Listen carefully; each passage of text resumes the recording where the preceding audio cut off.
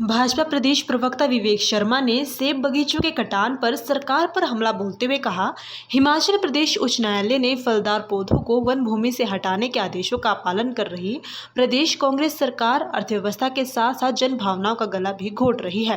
कांग्रेस सरकार अगर सीपीएस के मामले में सुबह होने से पूर्व सर्वोच्च न्यायालय पहुंच सकती है, पालमपुर विश्वविद्यालय की भूमि अधिग्रहण के लिए सर्वोच्चतम न्यायालय पहुंच सकती है, तो आखिर करोड़ों के सेब उत्पादन व अर्थव्यवस्था पर खामोश क्यों है। सर्वोच्चतम न्यायालय ने भी वन भूमि पर अधिग्रहण को लेकर सख्त आदेश दिए, लेकिन उस पर फलदार पौधों को लेकर सरकार अपने विवेक का उपयोग क्यों नहीं कर पा रही है। उच्च न्यायालय ने सरकार से फलदार पौधों की व्यवस्था पर सवाल पूछा तो उत्तर में कांग्रेस सरकार ने 2 जुलाई को हिमाचल प्रदेश उच्च न्यायालय में हलफनामा दायर करके कहा था कि फॉरेस्ट विभाग वन भूमि पर लगे सेब बगीचों की व्यवस्था को व्यवस्थित करने में असमर्थ है और सेब का पौधा कोई वन्य प्रजाति का नहीं है। विवेक शर्मा ने कहा, हैरत की बात है कि जब हिमाचल प्रदेश में सभी प्रकार के पेड़ काटने पर प्रतिबंध है, जो 5 प्रजातियां काटने की अनुमति फॉरेस्ट विभाग द्वारा दी गई है, उनमें सेब नहीं आता है। सरकार की नियत और नीति इस बात से प्रमाणित होती है कि जो सरकार हिमफेड को शराब बेचने के लिए अधिकृत कर सकती है, नीति बना सकती है। आखिर वो आत्मनिर्भर हिमाचल की बात करने वाली सरकार सेब से उत्पन्न 13% जीडीपी और 100 करोड़ की खड़ी सेब व नाशपाती की अर्थव्यवस्था को अधिग्रहण करके नीलामी क्यों नहीं करना चाहती। नमस्कार। हिमाचल प्रदेश उच्च न्यायालय ने फलदार पौधों को वन भूमि से हटाने के आदेश पर पालन कर रही प्रदेश कांग्रेस सरकार अर्थव्यवस्था के साथ साथ जन भावनाओं का भी गला घोट रही है।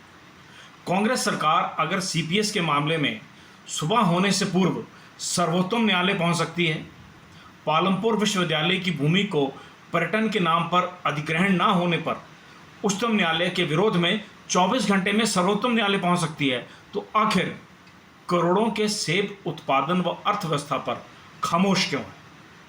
सर्वोच्चतम न्यायालय ने भी वन भूमि पर अधिग्रहण को लेकर के सख्त आदेश दिए हैं, लेकिन उस पर फलदार पौधों को लेकर के सरकार अपने विवेक का उपयोग क्यों नहीं कर पा रही, जबकि उच्चतम न्यायालय ने सरकार से फलदार पौधों की व्यवस्था पर सवाल पूछा तो उत्तर में कांग्रेस सरकार ने 2 जुलाई 2025 को हिमाचल प्रदेश उच्च न्यायालय में हल्फनामा दायर करके कहा था कि फॉरेस्ट विभाग वन भूमि पर लगे सेब बगीचों की व्यवस्था को व्यवस्थित करने में असमर्थ है और सेब की पौधा कोई वन्य प्रजाति नहीं है। हैरत की बात है, जबकि हिमाचल प्रदेश में सभी प्रकार के पेड़ काटने पर प्रतिबंध है। जो 5 प्रजातियां पेड़ काटने की अनुमति फॉरेस्ट विभाग द्वारा दी गई है, उनमें सेब नहीं आता है। सरकार की नियत और नीति इस बात को प्रमाणित करती है कि जो सरकार हिमफेड को शराब बेचने के लिए अधिकृत कर सकती है, नीति बना सकती है, आखिर वो आत्मनिर्भर हिमाचल की बात करने वाली सरकार सेब से उत्पन्न 13% जीडीपी और 100 करोड़ की खड़ी सेब की नाशपाती व अर्थव्यवस्था को अधिग्रहण करके नीलाम क्यों नहीं करना चाहती।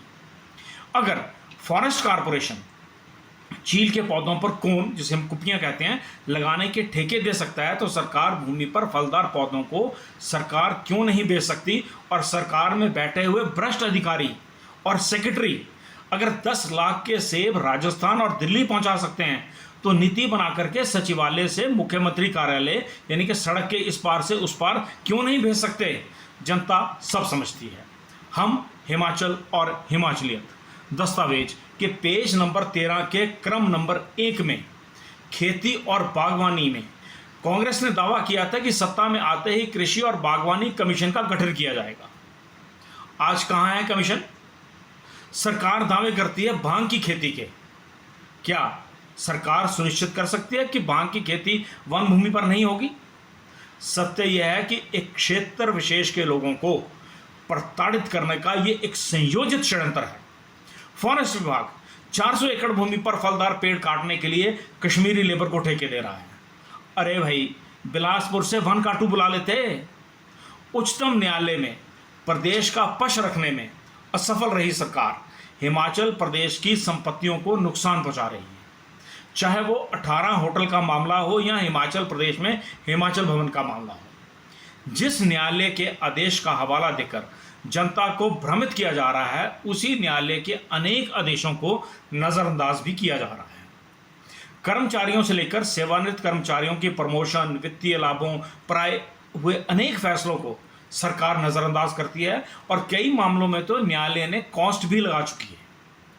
मुख्यमंत्री हिमाचल प्रदेश आपदा प्रभावित को पुनर्वास के लिए वन भूमि अधिनियम 1927, वन आरक्षण अधिनियम 1980 और वन अधिकार अधिनियम 2006 में परिवर्तन के लिए भाजपा सांसदों को दिल्ली साथ चलने की शुगुफ्ते छोड़ते हैं, राजनीतिक बयानबाजी करते हैं। हालत यह है कि न्यायालय में प्रदेश की अर्थव्यवस्था के पक्ष में एफिडेविट देने की क्षमता नहीं है सरकार की। कार्बन क्रेडिट की दावेदारी करती सरकार 100 करोड़ के सेब पर आरी चलवा रही है और अधिकारी सचिवालय में बैठकर चाय का लुफ्त ले रहे हैं। मुख्यमंत्री ji, one is ending and second one is coming, आगे पीछे खुद लगा लें, यही व्यवस्था परिवर्तन है। नमस्कार।